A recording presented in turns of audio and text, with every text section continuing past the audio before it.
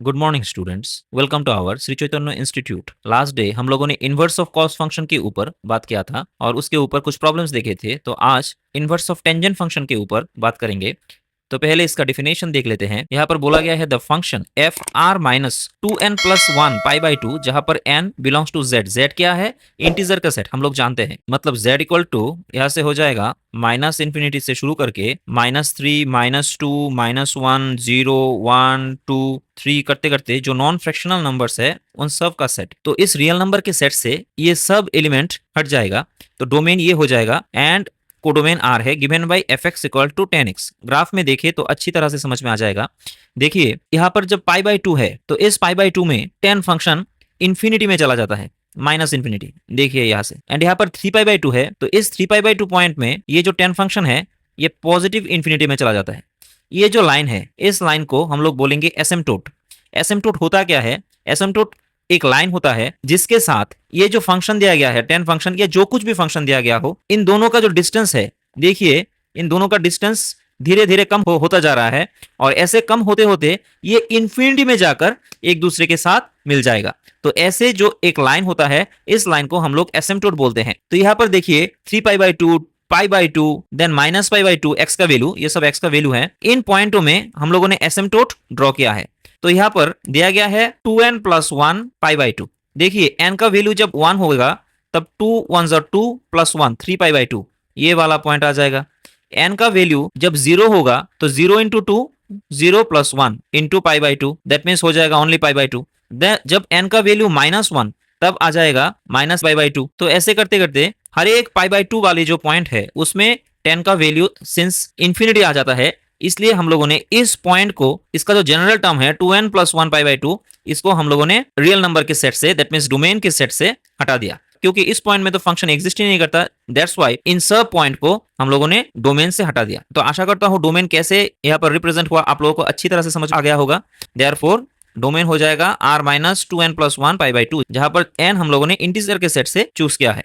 और रेंज क्या होगा? रेंज तो इजी है, यहाँ से प्लस इन्फिनिटी हो जाता है एंड यहाँ से माइनस इन्फिनिटी हो जाता है। मतलब रेंज पूरा का पूरा रियल नंबर जो है उन सब को कवर कर लेगा। अब एक बात गौर कीजिए, जब x का वैल्यू -पाई तब 10x इक्वल टू आ जाता है क्या? 0। जब x का वैल्यू 0 तब भी 10x का वैल्यू आ जाता है 0। जब x का वैल्यू पाई तब भी 10x का वैल्यू आ जाता है 0। तो यहाँ से हम लोग ये बोल सकते हैं कि एक 10 का डोमेन और कोडोमेन को कंसीडर कर ले तो डोमेन में -पाई, 0 और पाई, इन तीनों के लिए इसका जो इमेज होगा ये 0 में जाके फॉर्म होगा। देयरफॉर ये जो फंक्शन है 10x वाला, ये फंक्शन हो जाएगा मेनी वन फंक्शन। तो आशा करता हूं आप लोग अच्छी तरह से समझ गए होंगे। अब इनवर्स फंक्शन होने के लिए हम लोगों को क्या चाहिए? Function must be 1 1 and onto as well. तो यहाँ पर भी हम लोग एक प्रिंसिपल वैल्यू का रेंज ले लेंगे। ये रेंज हम लोग -पाई/2 से +पाई/2 तक लेते हैं। देखिए यहाँ पर -पाई/2 से +पाई/2 अगर ले ले तो यहाँ पर अगर हॉरिजॉन्टल टेस्ट करें, हॉरिजॉन्टल टेस्ट में मींस हम लोगों ने पहली क्लास में बात किया था कि एक्स एक्सिस के अलोंग हम लोग ऐसे लाइन खींचे तो देखिए यहाँ पर हर एक लाइन इस ग्राफ के यूनिक पॉइंट में कट करता है। देयरफॉर ये जो फंक्शन होगा ये फंक्शन हो जाएगा 1 1 अगर -पाई/2 से पाई/2 तक ले ले। लेकिन यहाँ पर अगर कट करे, देखिए यहाँ पर इन तीनों पॉइंट में कट करता है, मतलब यहां से भी हम लोग बोल सकते हैं ये मेनी वन हो जाएगा। तो मतलब यहां से हम लोगों को पता चल गया ये जो ग्राफ है ये 1 1 है एंड इसका जो रेंज है वो रेंज देखिए पूरा रियल नंबर को कवर करता है और कोडोमेन भी हम लोगों ने रियल नंबर ही लिया है। देयरफॉर सिंस इसका रेंज कोडोमेन के समान है, देयरफॉर ये हो जाएगा onto. And since 1 1 onto है ये ग्राफ, तो इसका इनवर्स एग्जिस्ट करेगा। और इनवर्स कैसे एग्जिस्ट करता है? हम लोग जानते हैं कि y इक्वल्स टू एक्स के रेस्पेक्ट में हम लोग मिरर इमेज ले ले तो इसका मिरर इमेज क्या आएगा? ऐसा वाला आएगा। और इसका मिरर इमेज कैसा आएगा? ऐसा आएगा। देखिए ये जो साइन इनवर्स का ग्राफ है ये भी ऐसा ही जा रहा है। और जहां पर ये -पाई/2 से 0 है, ये 0 से -पाई/2 तक हो जाएगा। यहाँ पर देखिए वर्टिकल एसिम्पटोट था, ये हो जाएगा हॉरिजॉन्टल एसिम्पटोट। सिमिलरली यहाँ पर पाई/2, एक्स जब पाई/2 है तब यहाँ पर एक एसिम्पटोट था वर्टिकल एसिम्पटोट, यहाँ पर भी हो जाएगा। जब y पाई/2 हो जाएगा तब यहाँ पर एक हॉरिजॉन्टल एसिम्पटोट आ जाएगा। तो यहाँ से हम लोग बोल सकते हैं इसका प्रॉपर्टीज कि इंटरसेप्ट क्या होगा। देखिए इस ओरिजिन से ये लाइन कट करके चला जाता है, देयरफॉर इंटरसेप्ट हो जाएगा ओरिजिन, क्योंकि tan इनवर्स 0 इक्वल टू 0 हो जाता है। अब यहाँ पर एसिम्पटोट कितने होंगे? 2 एसिम्पटोट। क्या क्या? जब y का वैल्यू पाई/2 है देन x इक्वल टू कितना हो जाएगा चलते चलते, इस पॉइंट में तो 0, लेकिन इसका ये जो x होगा ये चलते चलते इन्फिनिटी तक चला जाता है। सिमिलरली y इक्वल टू जब -π/2 है यहाँ पर, तब ये ऐसे चलते चलते माइनस इन्फिनिटी में चला जाता है x का वैल्यू। देन इसका बिहेवियर क्या होगा, ये इंक्रीजिंग टाइप का होगा। इंक्रीजिंग टाइप मतलब मान लीजिए यहाँ पर कोई एक पॉइंट हम लोग x1 कंसीडर करते हैं, यहाँ पर कोई एक पॉइंट हम लोग x2 कंसीडर करते हैं। तो x1 के लिए y1 क्या आएगा, यहाँ पर ये आ जाएगा y1, और x2 के लिए y2 आ जाएगा यहाँ पर। तो हम लोग ऐसे एक टेंजेंट खींचे तो देख रहे हैं ये दोनों टेंजेंट अपवर्ड है, और x1 से सिंस x2 बड़ा है तो y1 से ऐसे जा रहा है ऊपर में, ये भी बड़ा हो जाएगा।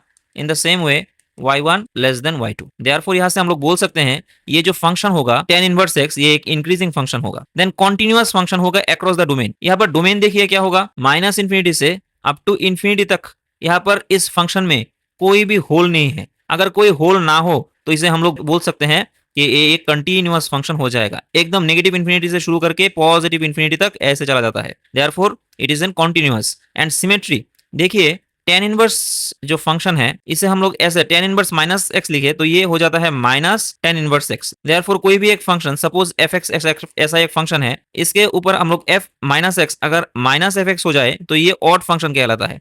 और ऑड फंक्शन के केस में जो सिमेट्री होता है ये रोटेशनल सिमेट्री होता है। मतलब यहाँ पर जो ओरिजिन है इसे हम लोग बेस बनाकर इस फंक्शन को 180 डिग्री ऐसे घुमाए तो ये जो फंक्शन है ये सेम ऐसे ही दिखेगा।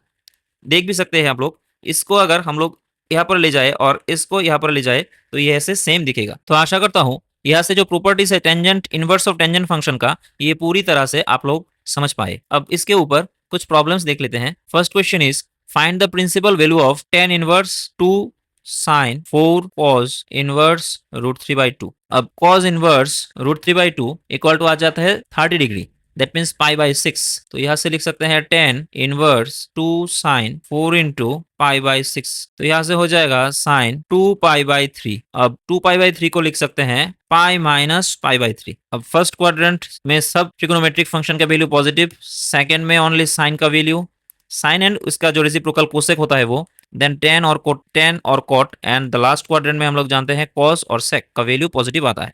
तो सिंस यहाँ पर 0, यहाँ पर π/2, यहाँ पर पाई एंड यहाँ पर 3π/2 ऐसे ले ले तो पाई माइनस π/3 यहाँ पर हो जाएगा। और सिंस ये साइन का क्वाड्रेंट है देयरफॉर पाई माइनस π/3 करने से ओनली π/3 आएगा। अब sine π/3 that means sine 60 degree का वैल्यू हो जाता है √3/2। तो यहाँ से 2 कैंसिल आउट हो जाएगा और ओनली रहेगा tan इनवर्स √3। tan इनवर्स √3 का वैल्यू हो जाता है 60 degree, that means π/3। Therefore answer is π/3। Next evaluate करने को बोला है tan inverse minus 1/√3 plus tan inverse minus √3 plus tan inverse sine minus π/2। तो यहाँ से tan इनवर्स ये हो जाएगा माइनस 1/√3, देन ये भी हो जाएगा minus tan inverse of √3 plus ये हो जाएगा tan inverse minus sine π/2।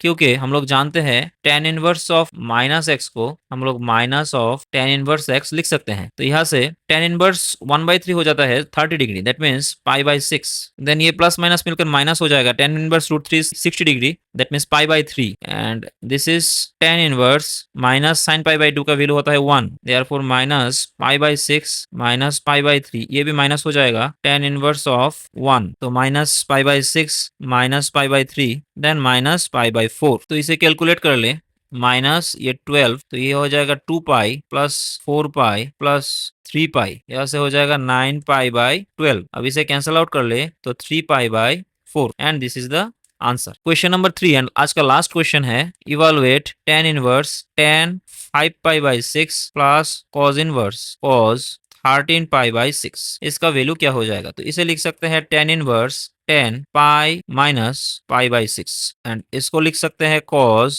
2 pi plus π/6। तो पाई माइनस π/6 यहाँ पर कहीं एक होगा, और ये तो साइन का क्वाड्रेंट है, देयरफॉर ये आ जाएगा माइनस 10 ऑफ π/6। सिमिलरली यहाँ से 0 से शुरू करके पाई, देन इधर आ जाने से हो जाएगा 2 पाई। तो 2 पाई प्लस π/6 मतलब यहाँ पर है, और यहाँ पर ऑल ट्रिग्नोमेट्रिक फंक्शन का वैल्यू पॉजिटिव आता है, देयरफॉर cos इनवर्स यहाँ से आ जाएगा cos π/6। तो tan इनवर्स माइनस समथिंग अगर हो जाए तो minus of tan inverse of 10 π/6 ऐसा आ जाता है, एंड ये हो जाएगा cos inverse of cos π/6। That means ये आ जाएगा ultimately minus π/6 and this is plus π/6। क्यों? Since they are inverse function तो f inverse of f x ultimately x ही आ जाता है। तो ये -π/6 एंड +π/6 कैंसिल आउट होके 0 आ जाएगा and this is the respective answer. तो इसी के साथ-साथ आज हमारा tan इनवर्स का जो क्लास होता है वो भी हमने कर लिया। तो इस एंटायर क्लास में आप लोगों को अगर कोई दिक्कत है, कोई भी चीज़ जो आप ना समझे हो, प्लीज़ कमेंट बॉक्स में मुझे कमेंट करके बताएं और वीडियो अच्छा लगे तो लाइक एंड सब्सक्राइब कर दीजिएगा चैनल को। Thank you.